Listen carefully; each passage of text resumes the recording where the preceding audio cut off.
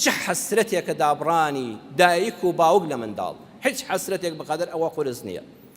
من و تۆ زۆر جار منداڵەکەمان سەفەرێک دەکا، بە تارە دەڕوە، بە سارە دەڕوە، ئەچێ بۆ سەفەرێکی خۆش، ئەچێ بۆ سەفەری عیبادەت و حەج و عومرە کە خواحافیزی لێ دەکەی بڕواتان هەبێ بۆ پیاوی بەزەی وەکو جەنابتان دڵت پڕ دەبێ کە بۆ خۆشیش دەڕوە.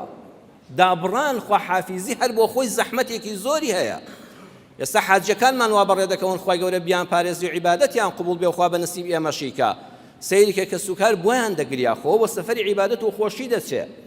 جا تۆ بیانە بەرچاوت دایکێک منداڵەکەی لێ وەرگری، منداڵێکی کۆرپەی جوانی مردوو لە باوەشی دەربێنی، ئافرەتێک بەبێ مرد، بە غەریبی، لە بێکەسی، لە بێدەسەڵاتیدا، ئەبێ ئەوە چوێنایەکی زەحمەت بێ.